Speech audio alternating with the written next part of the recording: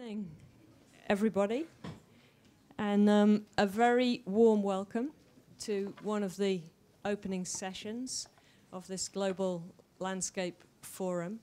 I suspect that having been stuck in the queues downstairs myself for some time, I expect we'll have people arriving for a while, but because there's so many things happening, we need to start and finish on time, so I'll get started straight away. So we have an hour and a half here to talk about action on zero deforestation pledges, and particularly the challenge of aligning public and private sustainability goals, looking particularly at palm oil in Indonesia. Clearly something very topical as we are here at a COP where there is both tremendous work to see if governments can align and come up with something that's meaningful, and at the same time a growing realization of how important the private sector is and must be in all of this. So I'm very pleased to welcome a really tremendous panel here this morning. And what I would like to do is just very quickly to introduce everybody before we start. So for those of you that don't know me, my name is Ruth Nussbaum, and I'm the director of Proforest. We work with helping companies to implement their sustainability commitments. So that includes zero deforestation, but of course it also includes many other social and environmental commitments that they have. And then going down the panel, starting at the far end, Pacheco, who is here from Indonesia, is the national coordinator of SPKS, which is the Oil Palm Smallholders Union of Indonesia. So he works with smallholders, who are, of course, a very important part of the whole oil palm landscape there. And next to Pacheco, we have Tiur Rumondang, who for the last 5 years has been the executive director of the Indonesian Business Council for Sustainable Development, or KADIN. And then next to her, we have Annisa Rahmawati, who is a forest campaigner for Greenpeace, based in Indonesia and working a lot with oil palm. Next to Annisa is Jeff Seabright, who is the Chief Sustainability Officer of Unilever, a group that many of you may have heard of. And then next to Jeff is Petra Meekers, who is the head of CSR and Sustainable Development for the Musim group, which is one of the largest oil palm producers in Southeast Asia. And finally, Pablo Pacheco is a senior researcher with CIFOR, and many of you may know his work over many years looking at issues around forest deforestation. So I'm really happy to welcome everybody here. The way that we will run the session this morning is that Pablo will begin by giving us a short presentation that provides some context for the discussion. And then I will ask each of the panelists an opening question to begin the discussion. And then after that, it's really handing it over to you and to ask all of you to ask questions and to join in the discussion. We would have loved to have had somebody from the Indonesian government here as well and invited people to come. Unfortunately, as you can imagine, it's tremendously busy with many competing things, and so no one was able to be here. But I'm pleased to say there are 2 or 3 people in the audience that may be able to give a perspective from the government if they want to do so. So just to add that before we start. So without further ado, Pablo, I hand it over to you.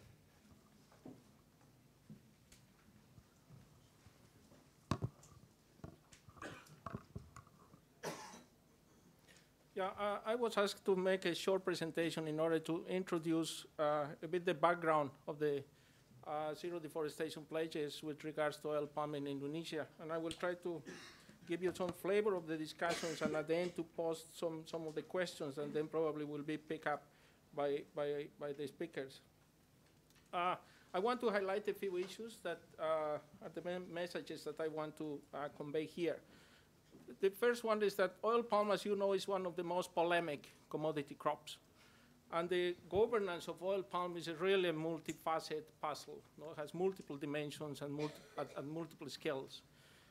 We know that the public policy and state responses to oil palm development have been contradictory over time. And the private sector has been taking a major role, and that role has been increasing, mainly related to these pledges, not to zero deforestation. That in the way in which we see those pledges, they bring both opportunities and risks. And still a major issue on the debate about these pledges and the implementation is what rules to follow and whose rules are going to be followed. So to give you some background, oil palm development in Indonesia is quite an important sector, but it has contradictory impacts. Now, if you see the positive impacts of oil palm development in Indonesia are very clear. Oil palm brings fiscal earnings, stimulates economic growth, has important spillovers on local development, and also contributes to people's livelihoods. However, on the other side, also plantations development may lead to some local conflict, mainly related to land tenure, and I think still distribution of economic benefits is still an issue. And on the environmental side, there has been discussions and evidence coming saying that oil palm expansion is over time increasing its role on deforestation, and that's leading to biodiversity loss and greenhouse gases emissions, and mainly because the expansions that take place on peatlands. I will not go into the details of this, but it's just I would like to emphasize the importance of oil palm in Indonesia. 10 million hectares are cultivated with oil palm. More than 50% of the global supply of CPO comes from Indonesia, and around 42% of the supply originates on the smallholders. So a smallholder contribution in the whole sector is important, and more than 2 million smallholders depend on oil palm production. So the context, to give you some sense of the policy context on oil palm, we all know about the progress on the standards from RSPO, but also the limited adoption, the progress that the Indonesian government has been making on implementing the ISPO, but also difficult and slow. And these bold commitments that came from oil palm groups to halt deforestation, mainly driven by the pressure from civil society, advocacy, and consumer groups. And we have front runners, the companies that are taking the lead on implementing these commitments, also with the understanding that this will work in their own benefit. And what's important in the whole debate is that some groups, national groups in Indonesia from the public and private sector also have made express its opposition to the commitment. So still there is a political arena that's divided. The pledges as they stand, taking information from the supply chain or coming from forest trends, 188 companies have made commitments on supporting sustainable oil palm. 61 out of these 188 have made commitments on zero deforestation. These commitments or pledges are individual and collective. You can see the major pledges that have been done are collective. The Consumer Goods Forum started pledges with zero net deforestation 2010, and then there were this cascade of commitments from companies. And two major groups made commitments, or collective commitments, the Sustainable Palm Oil Manifesto and the Indonesian Palm Oil Pledge. And then some of these companies, they also subscribe to the New York Declaration on Forest. What's important is that these pledges on zero deforestation are embracing most of the processors and traders downstream the stage of the value chain, but also they have not reached yet to the suppliers. That's where the main challenges are, and we are going to discuss on that. So what's the progress on implementation in the last year? We can see that some large groups are improving their capacity to incorporate social and environmental criteria in their operations, and probably that's something that's going to inform some other groups, medium scale.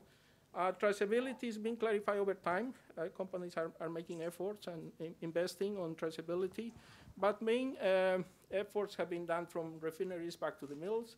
Still a major challenge is how to build traceability mechanisms that would involve third-party suppliers from mills to growers. And also companies are starting to disclose some information, so that's improving, but there's a difference between companies, and still I would say that transparency is an issue. And also building independent evidence about the compliance of achievement of these commitments. No?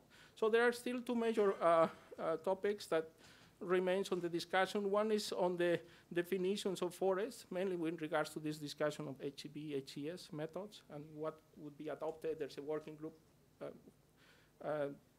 trying to harmonize perspectives, and also the notions of what sustainable oil palm. Also different notions in the government and different notions in the private sector. So what's the public sector agenda? And because what's interesting is that much of the possibilities to achieve the commitments also involve the state or the government. And what we see on the government side is a bit conflicting ambitions in terms of the contribution of oil palm. So you have some state agency promoting the development of oil palm. You have some other state agencies trying to prevent the negative impact. So there's some contradictions there. Also, we may find that there's some confusing state policies. I think the government has made progress in different fronts. You know, the moratorium has been quite important steps, processes for land use planning, the targets for reducing greenhouse gases emissions, regulations on peatlands. But I think there's still an issue of harmonizing these different regulations, and some of these have not been effective in the ground, like the moratorium, for example. So there's opposition coming from national government. We hear voices from government in the last 3 months a bit against the zero deforestation movement.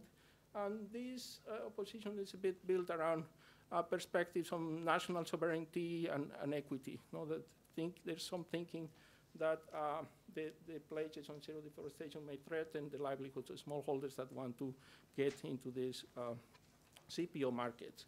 However, also we see that at the subnational level there are initiatives going on for improving policies and adopting some innovations in government in order to tackle what are the most important factors shaping the oil palm development, you know, like land use planning, legal clarification with regards to the HCBs, smallholder inclusion, and provincial regulations for sustainable oil palm. So there are experiences coming from a few provinces. I think the most visible case is Central Kalimantan.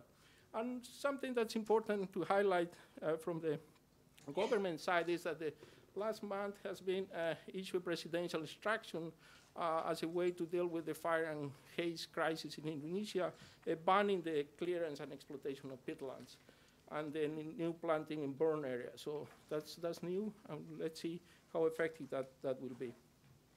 So the zero deforestation pledges, they bring three challenges. No, it's like a trilemma. So for companies to build these deforestation-free supply chains, promote at the same time the inclusion of smallholders, but at the same time to keep up with the economic growth and of the operations. No? So these commitments, they bring opportunities and risks. In the opportunity side, I think that they bring or stimulate incentives to intensify the production, improve plantations management, and also the commitments may imply or they can be an interesting tool to leverage or to upgrade smallholders' production systems and practices. And at the same time, could be a way to make more productive use of degraded or low carbon lands, and in that way to contribute to the national greenhouse gases reduction commitments. But also they bring risks. No? There is worries about the fact that these commitments could exclude the smallholders, that they cannot comply with the attempts to build these deforestation-free supply chains. They can be more pressure on community lands because those lands could be considered as low-carbon lands. Could be some type of value chain fragmentation as well that could lead to some leakage. So we have to see these commitments in both sides, the opportunities and the risks that they bring. So some questions that come up when thinking about the political dimension, the implementation challenges, and the future. Those are a few that I wanted to to pose it for the discussion. Also, what are the differences between the sustainability goals of private sector and the commitments with the public policies? What are the potential consequences of these different private and public definitions of sustainable oil palm? So is there a scope for reconciliation, definitions, policies, practices? Is there a scope for building more public-private type of arrangements that could complement and look for synergies? It's possible to address these likely social and environmental risks associated with the commitments. What business models could be more effective to upgrade the production system of smallholders and promote a higher social inclusion? It's need of, if there's going to be a need of safeguards, so what safeguards can be put in place to protect smallholder and small, medium, and scale enterprises? And I think another question that many people ask, if there are going to be some rewards associated to deforestation-free supply chains, how is that these rewards are going to be shared along the value chain? And if there are going to be costs, who are going to pay for those costs, and how equitable those are going to be across the different stakeholders in the value chains? So, thank you.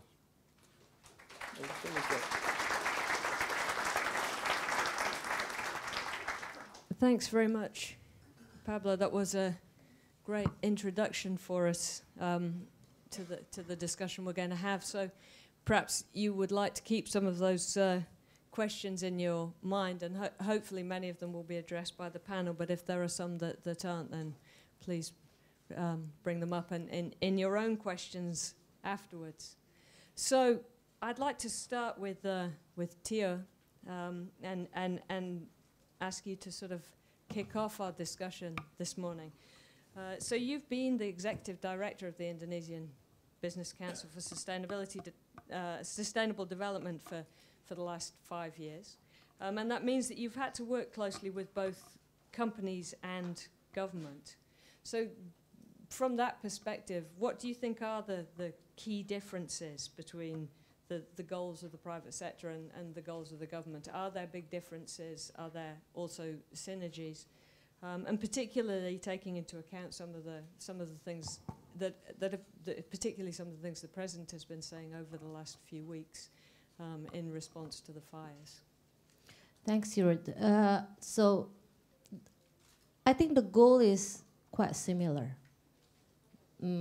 for a better world in Indonesia, or probably globally.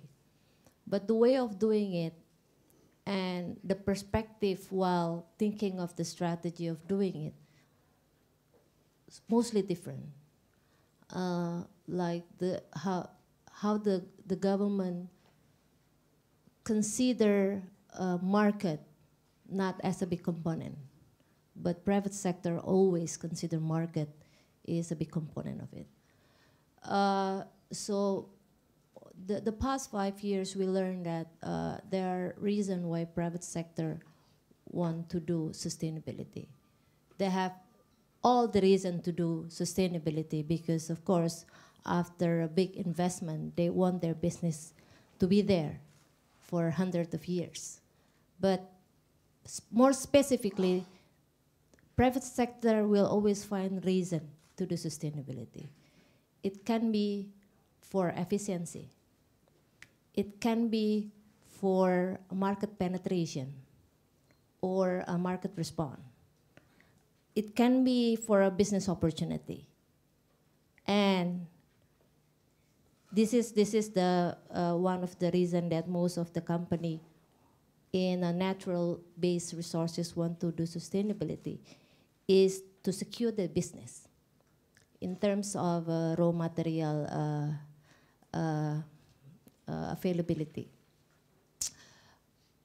How they're doing it? Probably I could say that private sector always think policy and regulation from the government where they operate is their God. They will follow, they will comply to secure their business. And this is actually what the strong point of, why the government play a very important role in supporting the business. And the second way of doing it is actually voluntary. So it is either mandatory or voluntary. Mandatory, private sector will comply with whatever regulation and policy, attached. It just have to be clear, very clear, and toward the very clear direction. But second, they can do also voluntary, and this is what Kadin tried to do with the Indonesia Palm Oil Pledge at the beginning. If private sector can learn to provide solution of doing zero deforestation. At that time, we never realized whether it will be successful or not. But having these 5 companies with voluntary, commitment, that is way of doing it. So I think sustainability is no question. The goal is actually not different with government, but this thinking of market is always make private sector and government doing it in a different way, because the government will consist of their national region as their priority, while those companies who operate globally especially will think a global market as one of a big component of their decision-making process. So I think that's the thing that I can share. Thanks. Great, thank you very much. And if people have more questions, then they're welcome to start thinking about them and to add them in. But perhaps moving from the perspective of companies, we can move on to the perspective of some of the campaigners that have played a key role. And Greenpeace certainly has been one of them, Annisa, that has played a key role in driving the pressure for zero deforestation commitments from companies. How far do you think these commitments are now driving positive change? And what else needs to be done by companies and by the government? Yeah, thank you, Ruth. Thank you for having Greenpeace here. I have to clarify that it's not only Greenpeace that's willing to get the zero deforestation commitment from the company. There are many others.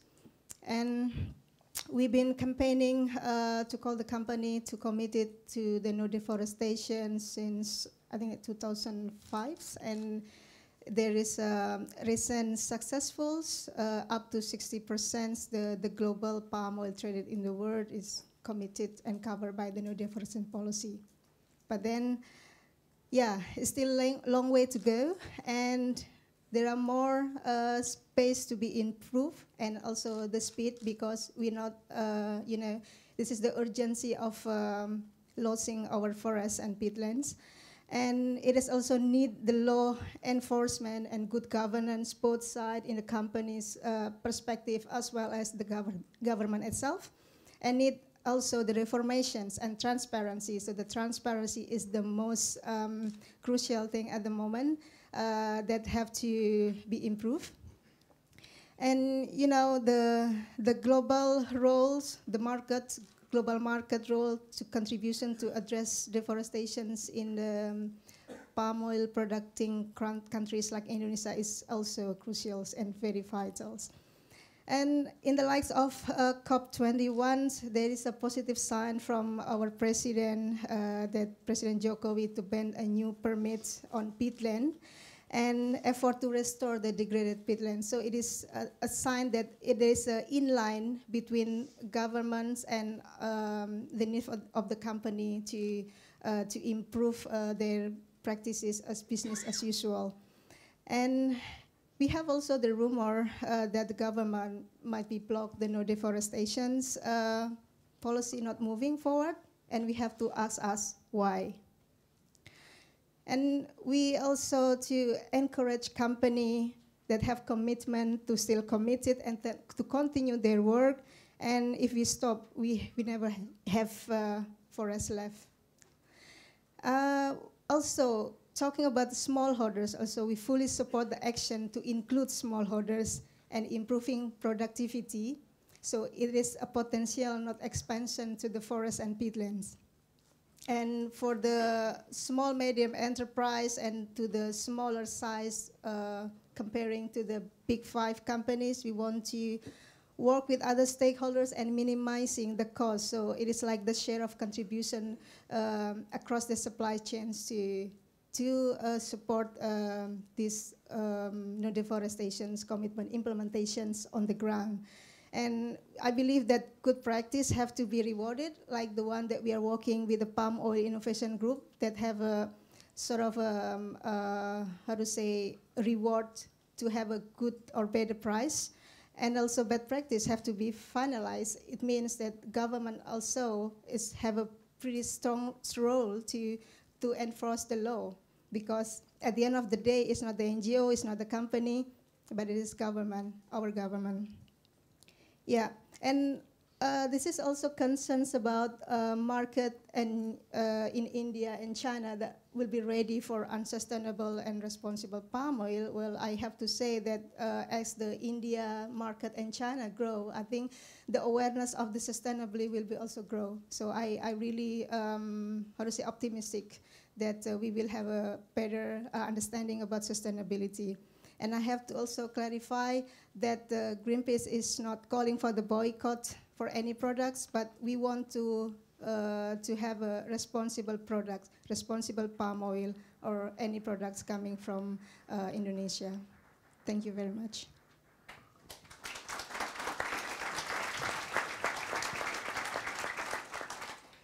Great, thank you very much, Annisa. So maybe now we can move on from talking about companies to talking to companies, and start with you, Petra. And perhaps it's very appropriate, given that we've already identified and Pablo highlighted this tension, which is perhaps there between the desire to have zero deforestation and the desire of governments, particularly for national development. And your job is, in fact, that you are the director of CSR and sustainable development. So you're responsible for both sides. And Musim, the company you work for, has become one of the leaders in the palm oil sector in committing to eliminating deforestation. And so perhaps it would be useful to understand why the company has done this, and what does it mean in practice, both in terms of your activities, but also your relationship with and integration with government policies and priorities. Thank you, Ruth. Yeah, I want to say one thing. Yes, we are big, but we're not the biggest. We are the number 3 in the world due to the fact that our own plantations are not that sizable. But I do want to start, I think, as an overall with that the industry is actually on a journey of reform.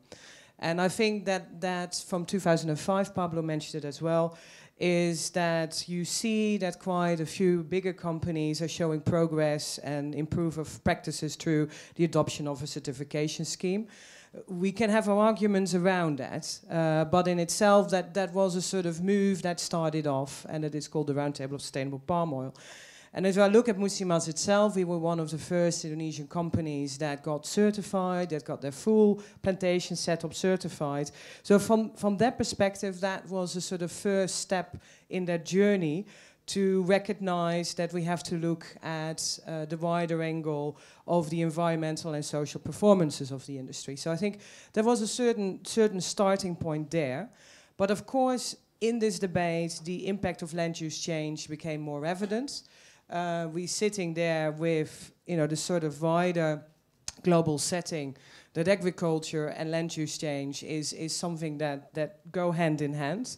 And where palm is indeed also, because it is being grown in the tropical regions, that indeed this is an impact that we need to look at and address. So I think that is where the first steps for more companies and ourselves came also into light with the deforestation pledges that happened.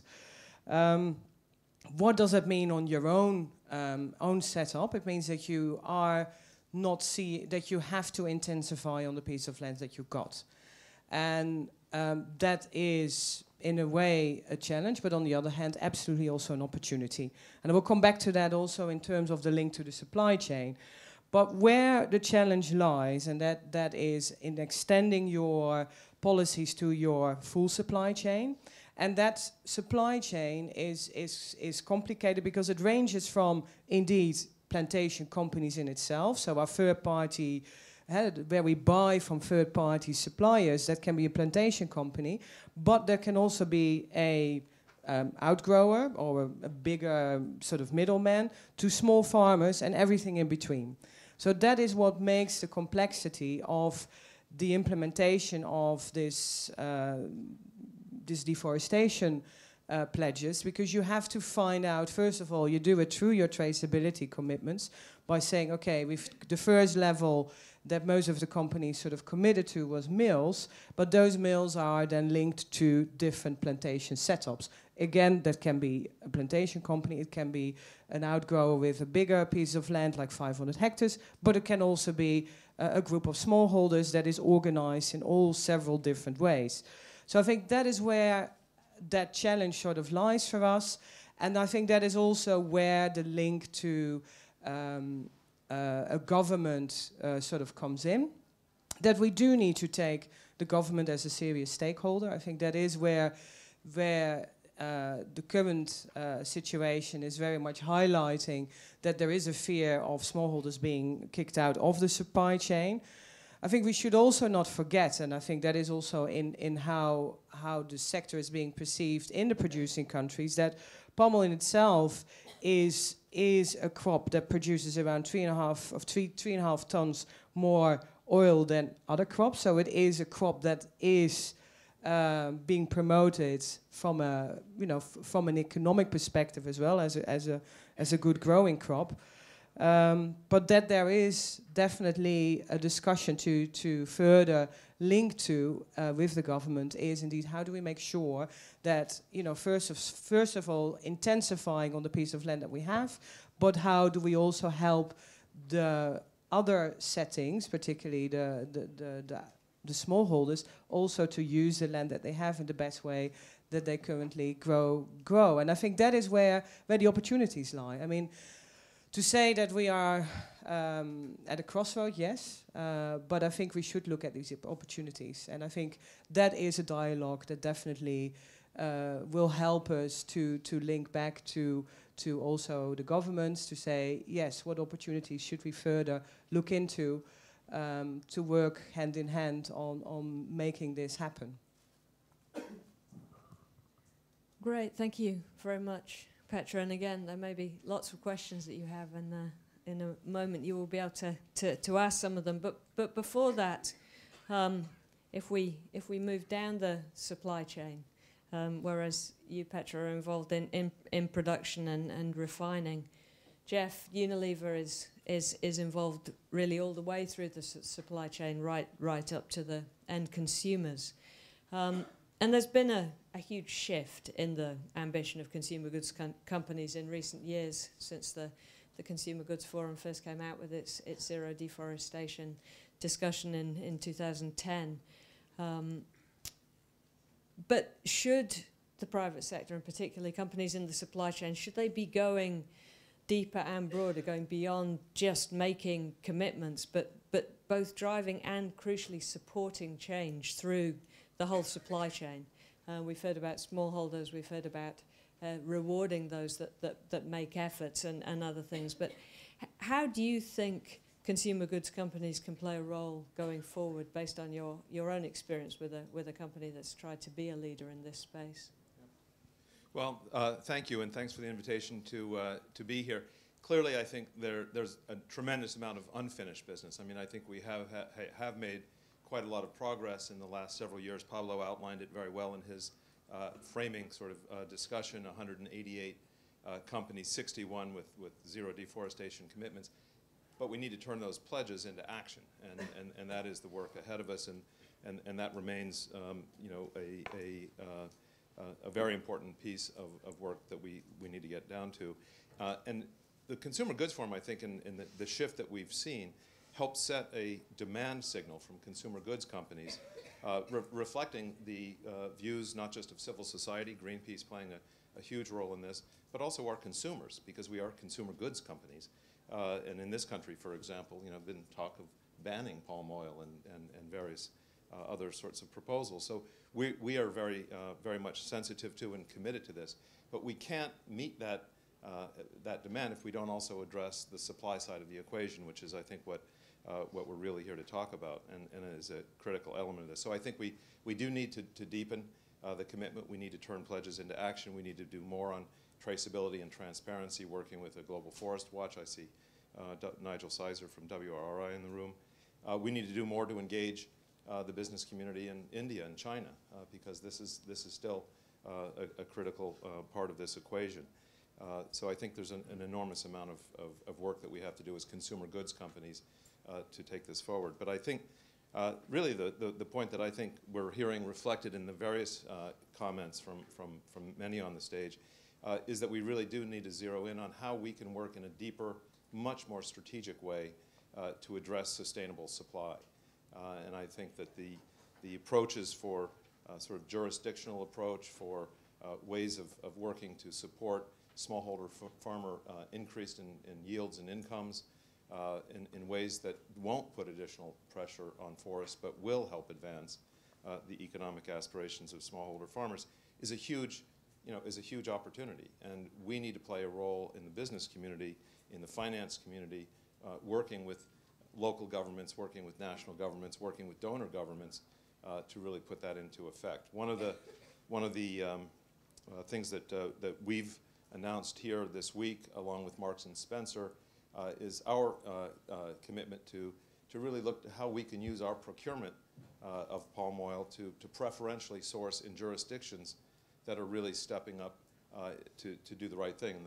In the description that Pablo outlined, subnational entities are really stepping up. So how do we blend private procurement practices with good public policy to really help incentivize a wholesale shift at a landscape level to a much more equitable and sustainable production pattern? So that's very much what we're committed to. Just last week we announced in Indonesia, Paul Pullman, our CEO, was there to announce a new palm oil fractionation plant in Semangke.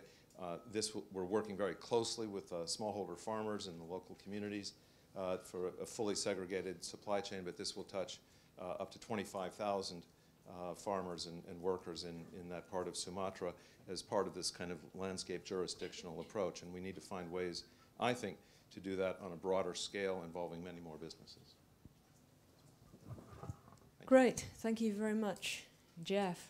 So it seems appropriate, as every one of our speakers so far has focused very strongly on the importance of smallholders in all of this, that our last speaker now is going to be Pak Datu, who is the national coordinator of SPKS, which is the Oil Palm Smallholders Union of Indonesia. So it's clear that there is a growing recognition of the importance of smallholders as a key part of oil palm production. The government has always recognized that and has always insisted that smallholders must play a part in the supply base. The private sector is clearly recognizing that too. That the NGOs are also focusing on that.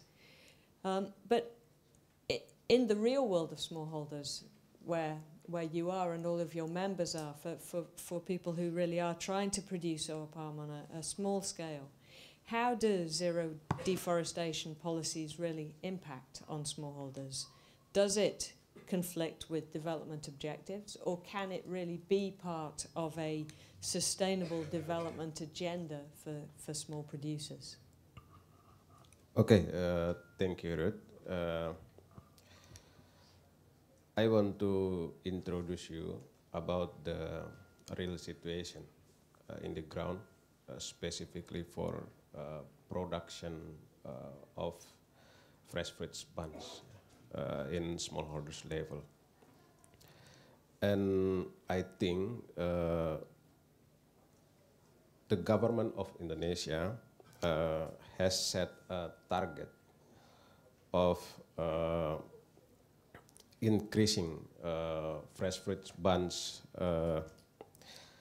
around 36 ton per hectare per year. And have a target about the production of crude palm oil 14 billion by 2020. And the fact is, in the ground, specifically for smallholders and other producers, the production of fresh fruit buns in smallholders level 14 ton per hectare per year. And the big companies, 25 ton per hectare per year. And I think many stakeholders, smallholders and companies really don't comply with a target by national governments.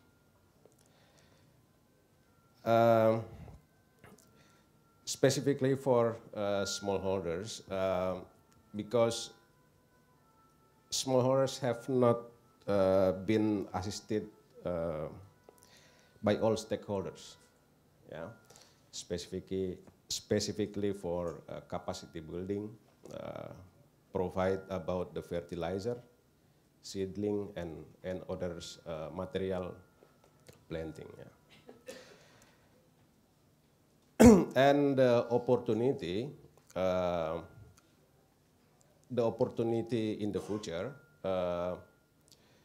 with pledge of the big companies towards zero deforestation, I think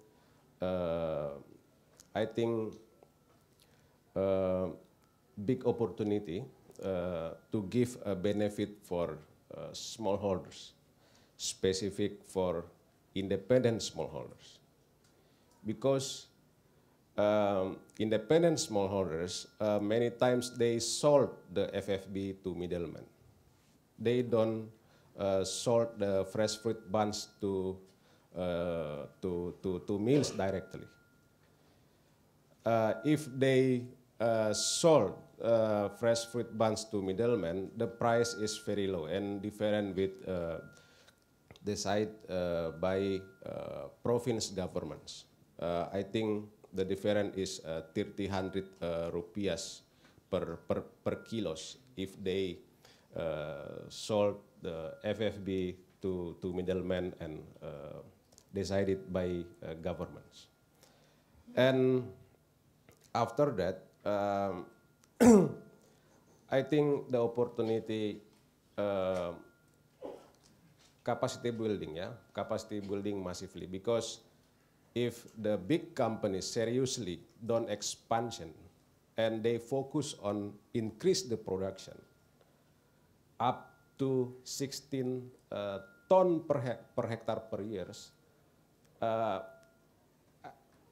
I think Indonesian is clearly for zero deforestation. And we hope big companies seriously and committed for the pledge specific for zero deforestation.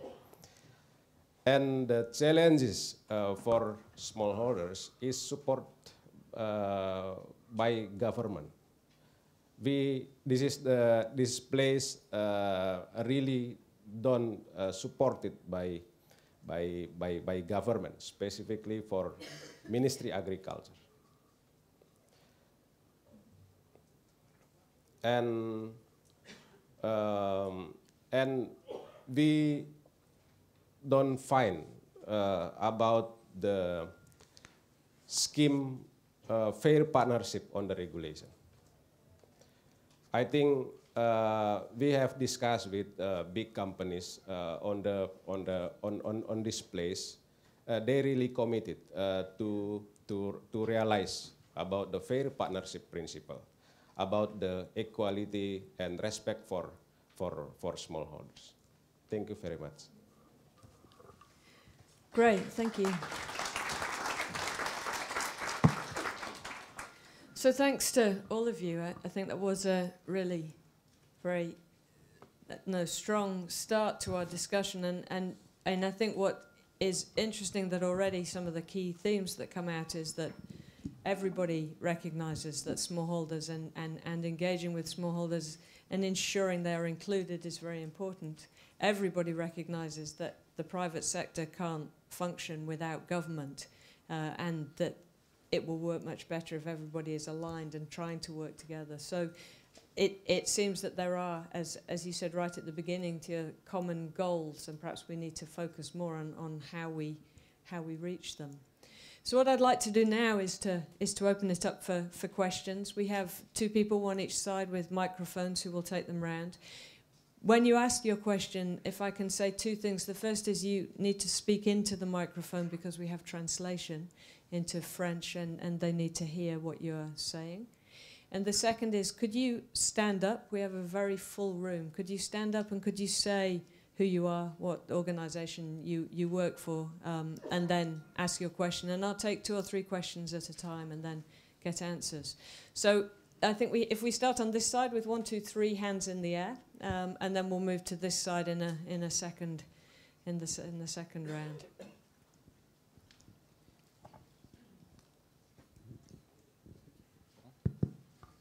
Thank you. Bill Lawrence, James Cook University, Australia and Singapore. I think exactly 2 weeks ago, President Jokowi and his Malaysian counterpart met in Kuala Lumpur to officialize the what is called the Coalition for Oil Palm Producing Nations. And it was pretty clear from the dialogue around that agreement between Malaysia and Indonesia, which of course account for about 85% of the world's palm oil production, that one of the key tenets of that agreement was going to be, in effect, forcing the large corporations, which have so far made no deforestation commitments in Indonesia and Malaysia, to in fact back off of those agreements. And there were various rationales for that. I think the first speaker touched on some of this, but some issues around sort of national sovereignty, that this was largely a Western-driven. The no deforestation pledges were driven mainly by Western interests. Another issue, of course, was the disparity between large corporations and smallholders. But obviously this raises a whole set of potential concerns. Indonesia's been on record of stating, for instance, that there's national plans to deforest another 14 million hectares of forested land, what's termed degraded forest, which is mostly selectively log forest, for oil palm and for wood pulp production. There are also sizable plans for expansion in Malaysia. So I guess one of the real concerns that's raised by this kind of new initiative is, while on the one hand it's ostensibly being promoted as sort of leveling the playing field for smallholders, and also it was also very clear that the markets emerging in the very large markets in China and India were seen as the key to this, and that there was less concern there about compliance with IPOP and other kinds of agreements for no deforestation. So I guess I would just welcome a response to that, and my understanding, again, from the considerable discussion that went on around that issue, although there was a lot of discussion about fires and haze and peat swamps, but one of the key tenets was to basically get the large corporations to back off of their no deforestation pledges. And obviously that has the potential to be very counterproductive when we're talking, potentially many millions of hectares of additional forest clearing. Okay. Thank you. I'll take 2 more questions. There was 2 hands up here on this side, I think, if you can bring a microphone here. Yeah, thank you. My name is Teguh from Indonesia. I have a question for Jeff, Tiur, and Petra. As we hear that from Darto, the smallholder really need help from the company and the government about increasing their capacity. So I need those of you to explain more detail what is your strategy to help the smallholder to increase their capacity, because as we know that the smallholder is the big obstacle by the government to achieve the commitment of zero deforestation. Thank you. Thank you very much, and thanks for that very efficient question. Yeah. Hi, I'm John Hanson from the United States Agency for International Development, stationed in Jakarta. My question is mostly for Pak Darto, but I think anyone could take a stab at providing a little bit on it. Much of the anti-government sentiment that we're hearing is that the palm oil pledge is not advantageous to smallholders, and that there are significant economic disadvantages that some of the poorer segments of Indonesian society will face as a result of the palm oil pledge. And so you provided to us, Pak Darto, some really interesting reasons why that could be refuted, that they could make more money selling to companies directly, to the mills directly that are part of the pledge. That in fact this could be achieved by helping them intensify on their plantations with some assistance of some sort. So why then is there this gap? What, in your opinion, needs to be gotten across to government authorities so that they agree with you, so that they see also that there's a strong benefit to aligning smallholders and increased productivity on smallholder plantations with the palm oil pledge signatories, getting more companies to ascribe to sustainability, because in fact it is better for broader economic growth. Thank you. Great, thank you. So if we start with the first question from Bill, then, that was really saying, I guess, is there going to be growing pressure on the big corporations to back off from zero deforestation commitments? And perhaps Jeff, Petra, Tiur, you've also worked with those things, and how big corporations, I guess, are used to talking to governments about how to find the right balance between these things. What's the current situation from your perspective? I guess it's logical. I take it as a first. I think this came to, again, the land use debate and how land is being assigned to particular certain developments.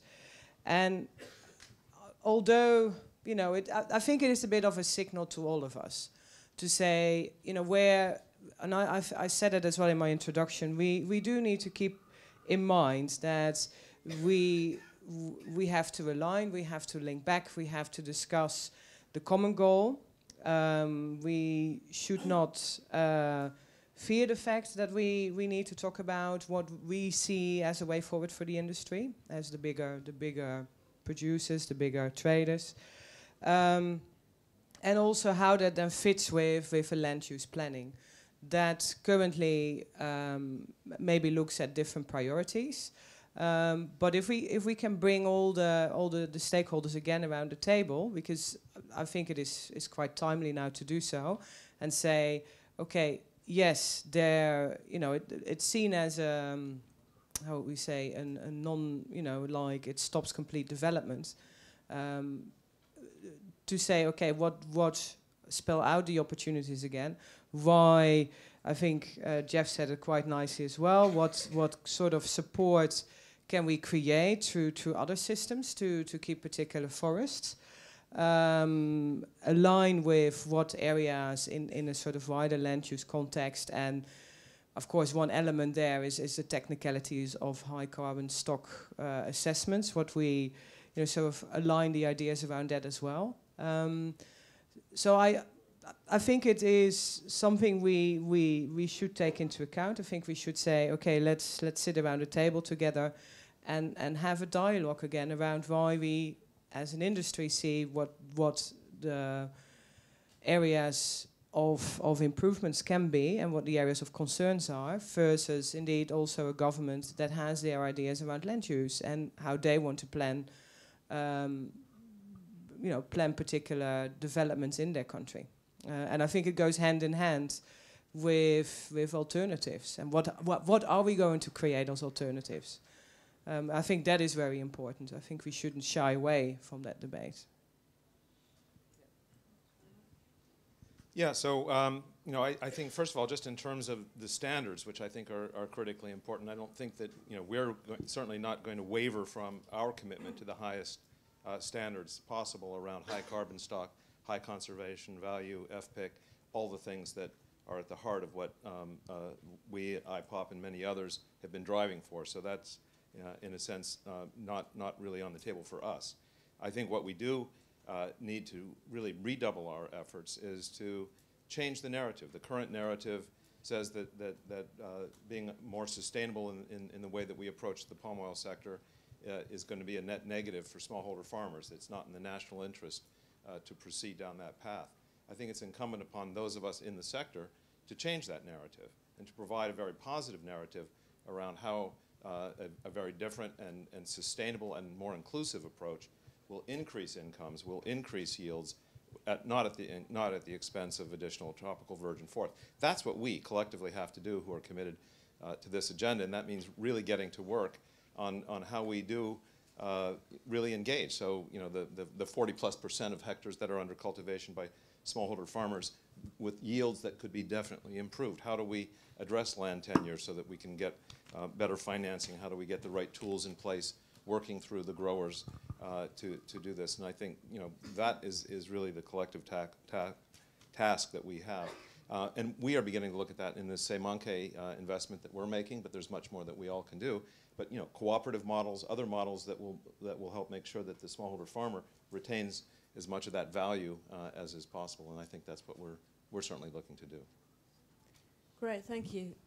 Tiur, and do you want to add anything to that? Or? It's Tiur for me or for Tiur? Well, I was asking Tiur first because the question was particularly about how, pressure on companies. But then I was thinking it would be interesting to get the viewpoint of Greenpeace before we move on to specifically to smallholders. So, Tiur, perhaps you first, and then Annisa. Well, I should say the companies, their power of authority is as far as their concession. So, if we are hoping companies to strongly engage their smallholders or their smallholder suppliers, of course, we all realize they will meet their limitation.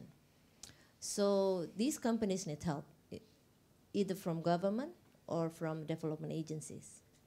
But they will work with any closest smallholders surrounding their area. That's the easiest way of doing it. But we are talking about 40% of smallholders of Indonesia. Can these companies that commit to zero deforestation covers all 40%? Of course not. So multi-stakeholders engagement, cooperation between these companies with government, with the development agencies is strongly needed. So are these companies commit? Yes, of course. These are suppliers that they, you know, fulfill their demand of palm oil for the CPO production. But how they're doing it, of course, I'm sure I cannot speak on behalf of the IPOP management. But at least what we are discussing under this initiative is we need a lot of help on this, the smallholders' support. The other thing that we are considering of explore more is about support from the finance institution. A modern private equity type, probably something that we could develop to help these smallholders of Indonesia, especially on replanting issue. It's been 20, 25 years, so most of these smallholders will need a lot of funding for their next replanting.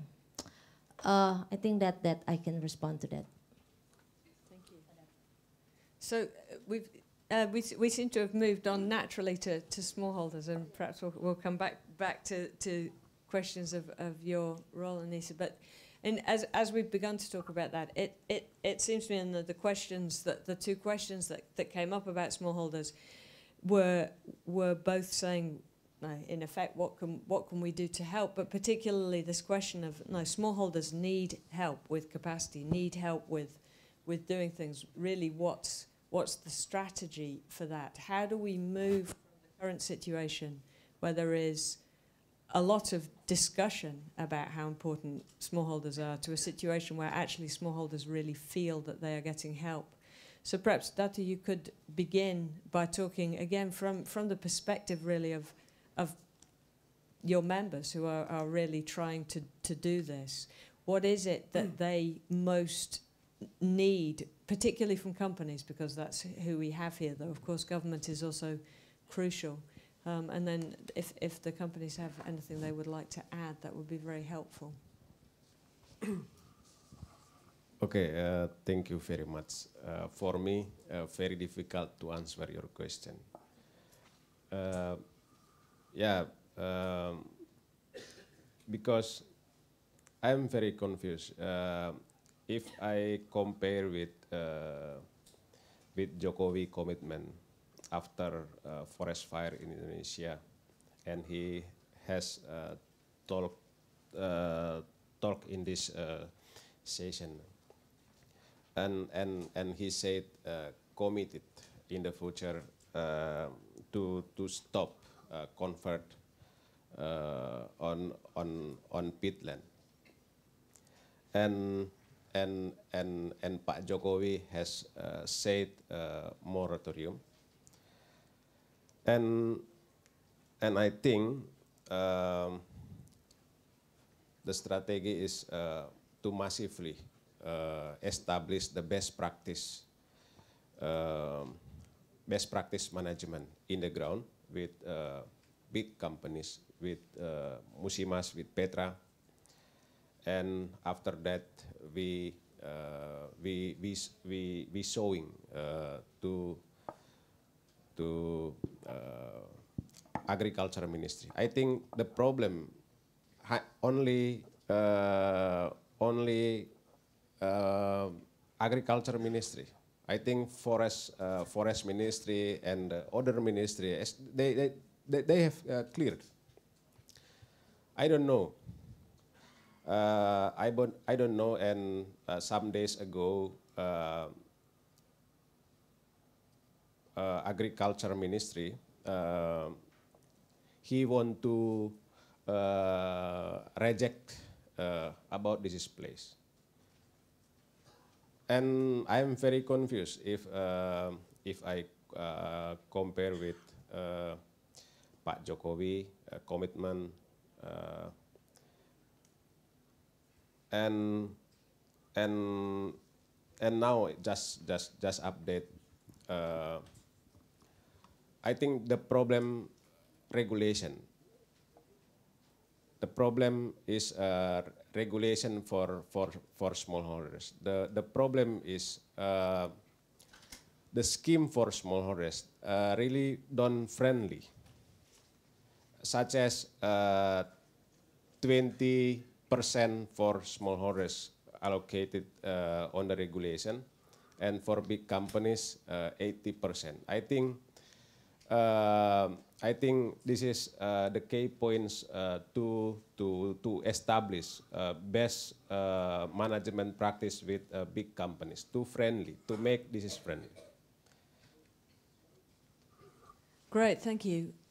And Petra, Jeff, do you want to add anything to that? Also, I think that Pagdato is trying to explain, like if you have a new concession, that of that concession, if you get it, you have a certain percentage of smallholders, a plasma, what they call it, to be included. So Pagdato tries to say, I think that is like, why is the equation not better? Why can't it be a 50-50? Or, you know, if you want to talk about smallholder plasma, right, it could be divided differently. And I think that is definitely in the future grow models need to take that much more into account on how that equation can sit. If you talk about the plasma, but that is particularly if you talk about the plasma. I think in terms of independent smallholders, where I do see a change, because if you look at the commitments that we all have, and although traceability is not sustainability, because traceability will only bring us back to where are we actually sourcing from, I think, and that component on saying, okay, let's first look at what it actually means, how we link to that supply chain. And I'm not saying like, you know, let's kick all the smallholders out of that supply chain. No, first let us find them to say, okay, this is a big area with a group of independent smallholders. And that is also what the IPOP program is trying to look at in terms of smallholders. Let's find independent smallholders. Let's look at what the practices currently are and how can we extend particular projects in these areas where we see a lot of smallholders sitting with different development partners as well. So there are already some examples. South Sumatra we're looking at. We're trying to look at Leuser area.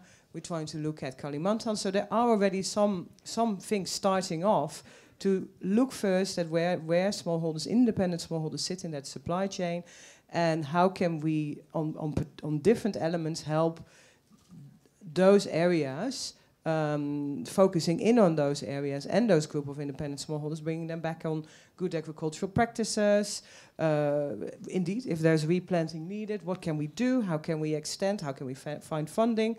Can be combined funding to the members of IPOP and this, different initiatives.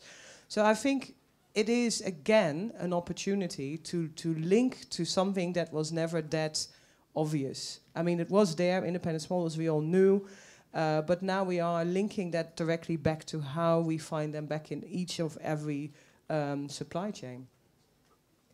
Thank you.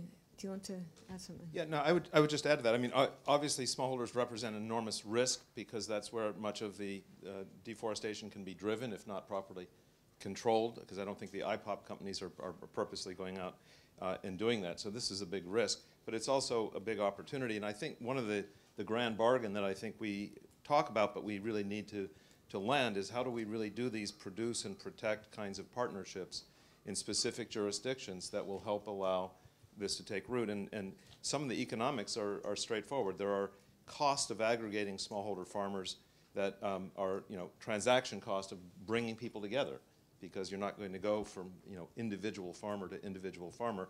This is not cost effective. There are bridging costs, as have been mentioned, for the grow out season of new higher yielding, fruit bunch that needs to grow out. And there's income loss during that period that smallholder farmers have to make whole. There are questions of land tenure in terms of, if loans are made or engagement, but they don't have rights to the land, is that really a bankable transaction, so to speak?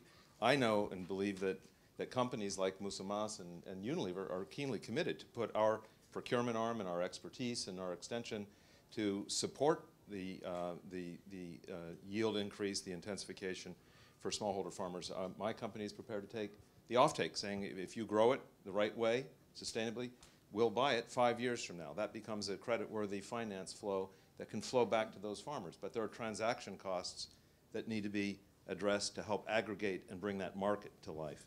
And that's what we need: local partners in the jurisdictions, the local governments, and new models, cooperative models, extension service models, that can then be the transmission belt between the demand for sustainable, inclusive palm oil production and getting the resources, the expertise, the new varietals, et cetera, to smallholder farmers. So that the hard part is getting that local connection, because I think there is plenty of will from donors, from companies, and others to make that happen. Yeah. And we have to be very clear about definitions of independent smallholders here. I think that is one of the things that are a bit confused in the current debates. I mean, an independent smallholder has less than 25 hectares, correct? Yes. Yep. Okay. Pablo wanted to add something. Yeah, just to add that discussion, and I think we have to be careful when we talk about smallholders and independent smallholders, because some of those smallholders cannot be too small. So we also, and I think the statistics of in Indonesia, they tend to aggregate the smallholders with medium-scale producers as well. So I think there's some heterogeneity there. And another important actors that we tend to forget in these discussions is, for example, the role of intermediaries, that those are the guys now who tend to aggregate. Informally, they have their own rules of the game, but that's an important actor. And we have another actor which is important as well in terms of they shape a bit the problems, but they can be part of the solutions, which are the independent mills. Also, they're also growing a sector of independent mills, and they have to be part of the equation when we think about solutions. Thanks. Okay, so thanks very much. So, I mean, just to summarize that bit, I think we had first the question about the new coalition of oil palm producing countries, and perhaps a perception that there's going to be some pressure to back off from zero deforestation commitments. And certainly here it doesn't feel that there is any eagerness to back off from commitments, but rather a great eagerness to engage with governments and make sure that there is a dialogue to try and talk through how to align all of those different goals. On smallholders, it seems clear everyone is agreed it's important, and I think increasingly everyone is agreeing it's complex, and the word capacity has come up from nearly everybody, from the original question to all of the responses. Clearly, that process of providing capacity support information across huge numbers of people in rural places is one of the great challenges. But I think some of the things that we heard here are already beginning to think about that. And then perhaps that final point that may come up again, but just to highlight is this question of not the smallholders, but the small commercial producers, as it were. They may not be smallholders, but they are still part of the equation, and a very important part of the equation also that need to be part of the thinking. So I said I would come over to this side for the next 3 questions. So there's somebody here, and right at the back in the middle, and here with a light blue jumper on, if we can get microphones to those people. And again, if you can stand up and say who you are, that would be great. Dr. Marie-Claire Cordonier-Seger. I'm Senior Director of an International Law Research Center and also chair of a consortium that just hosted the inaugural Climate Law and Governance Day here at the COP yesterday. So obviously my question, especially as a Senior Research Associate of CIFOR, is first as a thank you, because this was a fascinating and substantive discussion. It's greatly appreciated. And then second, the point about regulation that was made earlier, if we could just expand on that a little, what would be your top 2 priorities for law and governance changes that could help make the deforestation pledges work? And in particular, what would you say that you've learned from Indonesia that might be very relevant elsewhere? Not replicable, but relevant. Thank you. Thank you. Okay, so there was someone right at the back there, and then over here in a light blue shirt. Okay, my name is Johannes. I'm from Indonesia, actually, from West Kalimantan, in Sanggau, from a cooperative of smallholder. Our member of cooperative is about 2,000 people, and we have about 40,000 actually in total hectares of smallholders cooperative. Our main problem is as Mr. Dato said, the market. Because when we want to sell our product to the system mill, to the big companies, we cannot get into the mill because, of course, the big company have their own mills and they have some commitment with the plasma, the smallholder that is linked to them. But we are, as the independent smallholder, we don't link to any mills. So what we need actually is to have our own mills. Since if we have the cooperative and we are in the cooperative and we have enough fruit bunch to do. But again, the problem is the funding system, just like Mr. Dato said. This is our problem. Talking about the sustainability, I think our position is very, very important here, because what we do is we just plant in our own land, which is given by our ancestors. We plant in our fatherland or in our own private land, which is our land for forever before. And we do it with with our own family, which is we never hire anybody to work with us. So what we do is everything under our own ability. We plant in our own land and we do it by ourselves and under our own finance. So we are very sustainable in terms of business. And of course, we will be linked to the deforestation because if we take from the, in Indonesia we call it the conservative forest, then as the smallholders, the police will come and get us. So we actually we are not the deforestation practices. We are smallholders, we just do under our own land and we sustainably do our own production. Our problem is the supply chain market. That is our problem. So thank you that Mr. Dato is there to talk about the smallholders, and I hope this can be a good future for us. Thank you. Thank you. So let's take a third question here and then get some responses. If we can have a microphone. I can start to speak without a microphone. No, if you could wait because we have translation. Thanks. Okay, my name is Nils Madsen.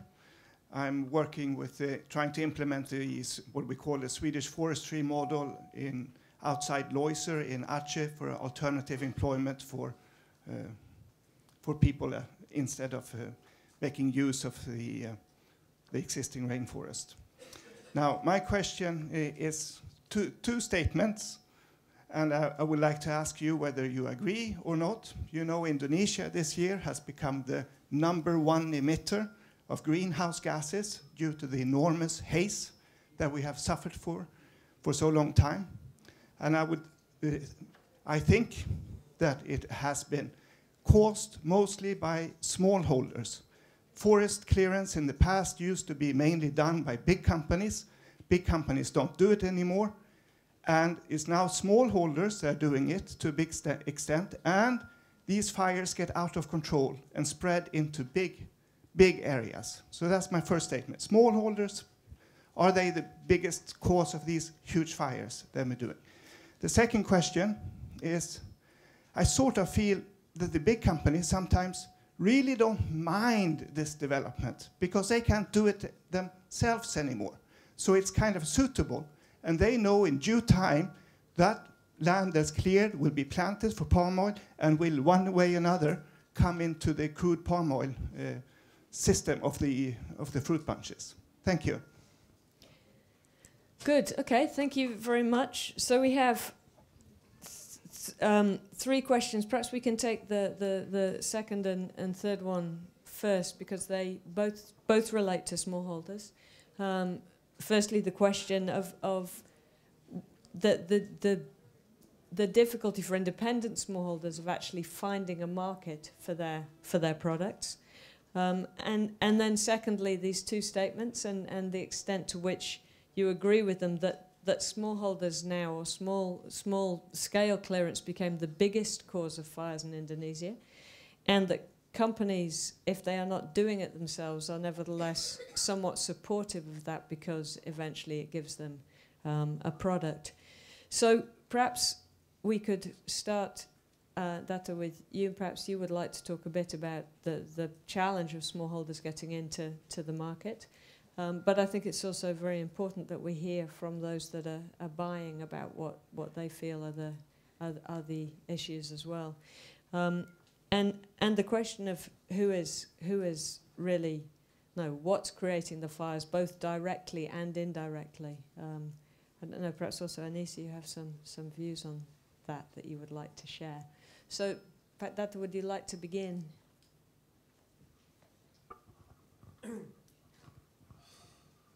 Yeah. About the reality, the ground specific for smallholders, I want to talking about independent smallholders. The main independent smallholders separate is they have plasma and they have independent smallholders and they have independent plantation. And this is the problem is the scheme smallholders really do not attractive for smallholders, and the impact is they go outside of the scheme, and they establish the new planting also. And now we are advising the national governments to improve the regulation specific for scheme smallholders, to attractive for smallholders through constitutional court, specific for Article 56 and 55, 56 and 57. This is connecting with scheme for smallholders. Regarding with the legality aspect, I think this is very interesting, and for me, the problem is to complete it, to completing the legal aspect specific for certificate of the land of smallholders. This is the cost is very high, around 4 million per hectares. This is very difficult for smallholders, specific for Sanggau, Sekadau, and in West Kalimantan or Sumatra, to complete it certificate of the land smallholders, land rights, around 5 million per hectares.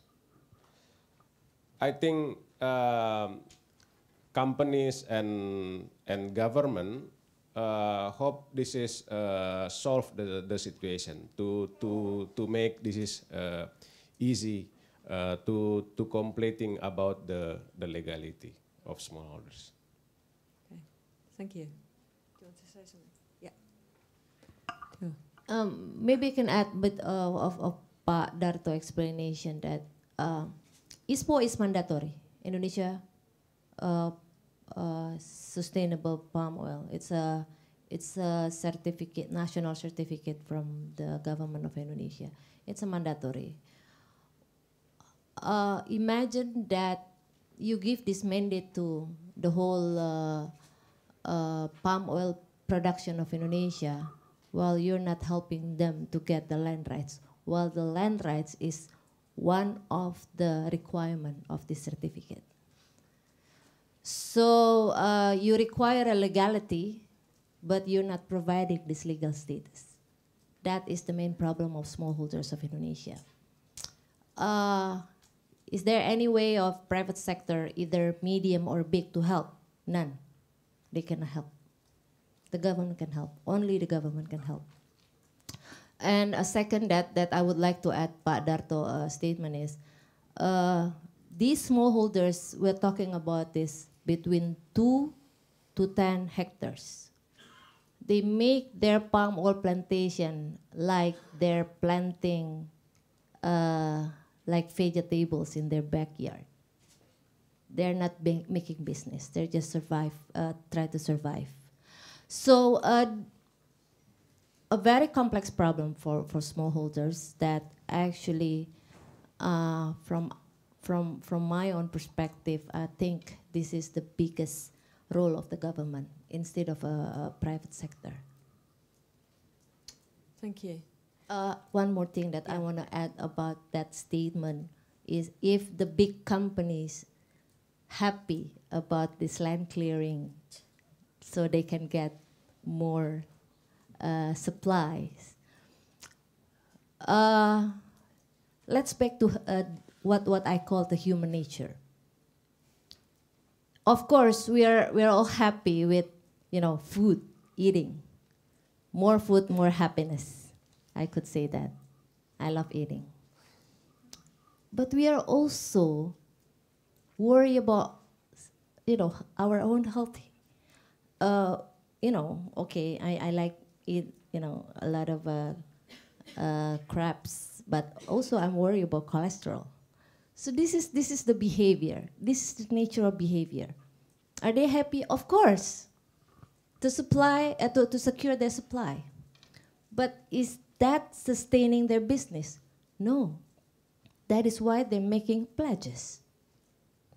We want to secure our supply, but we also want that our suppliers are good one.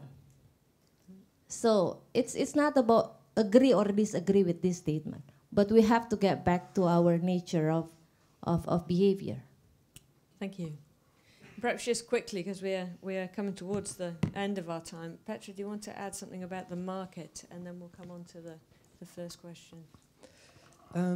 Okay, in terms of the sort of independent smallholders being able to organize themselves, having a sufficient piece of land together, because you do need to be sizable enough to have a mill, because financially it is just quite an investment.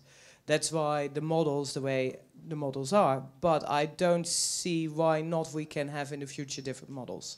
And I think we have seen it in Latin America a bit, from also the RSPO perspective. We've seen smallholders entering the space that are also owners of their own mills. That can be a small mini mill, but is it a model that can be sustained? It all depends on the financial setting of it. And then also, how do you make sure that it is done sustainably? That is, these are a few questions in there. But yeah, I can understand that we probably move towards a different time and place with how smallholders all together operate and are having opportunities themselves to, or maybe having a mechanism in place where they can find funding to actually try something out as such. So I think it is a new future maybe ahead of us that could bring more sort of equal opportunities there. So I hope that answers one part. Are we happy with the fact that we want to take in crop that comes from burnt areas? I don't think so. I do think that the matter is a pull and push. Yes, there is a pull, there is a push. The cause of fires, what we see in ourselves, is a very much situation also of overlapping of concessions, and in areas where there is where there is a lot of unclear situations with who owns the land and what is happening on that piece of land. And I think CIFOR has done a very interesting piece of research on that as well, on how the social issues are around that. And we have spoken also to CIFOR ourselves as to say, let's do a study on this, what has happened around particular areas and what sort of the push and pull factors were. Does this create an issue? Yes, because how are you going to address this if crop comes from burnt peat areas? And I think that is where the opportunity now is, that we are talking about peat, that the president of Indonesia has stated quite clearly how he is committed to peat and concessions on peat. So I think that will bring that debate much closer to what we do with crop that comes from certain areas. So that is also another answering the other question of the opportunities, I think the peat commitments will help, will bring a sort of different regulatory framework for us to we all have our no development on peat commitments, but that will help us to move this forward. So I think I see that as one of the opportunities, as well as we have been talking a lot about the One Map initiative. And I hope that we can bring, that we can have and continue that dialogue, because the One Map initiative is exactly what is the debate around how concessions or land tenure systems work, not only for palm, but how it overlays with the several different land use types that we are seeing. Great, thank you. We could easily, I suspect, stay here for another 5 hours talking, but we only had an hour and a half, which is a rather short time to resolve all of the issues. But I think, did you want to add something, Annisa? So, yes. Yeah. Okay, so let's... it is very interesting discussions happen here. I think we pretty much indeed understand the complications of the smallholder issues in Indonesia, and it is also not fair to only put responsibility on the company, the big 5 companies. It is also rely on the government, because when we ask how many smallholders we have, nothing, no data, and where are they located? And who are they? Nothing, no data. So the data and information is pretty critical to start addressing the problem. And this is also cannot only be solved by the big company, 5 companies and others, but we need more company also to commit it to zero deforestation policy, meaning that when I try to take the question from the previous batch that is about the Indonesian and Malaysian government, I think that government could see in the different point of view that it is actually the no deforestation commitment can be a branding for Indonesia to provide a responsible palm oil rather than to backward and push back again. And then also clarifications about the forest fire is not only smallholders. It is the big company, small company, everything happens across company. We recorded like 2,060 companies have hotspots in their concession. So it's not only the companies suffer. And it is about the legacy of the business practices that happened a long time ago, and we are now facing that because of the drainage of the peatland. And this is very crucial that the burned peatland has to be restored, and then the One Map policy to take the transparency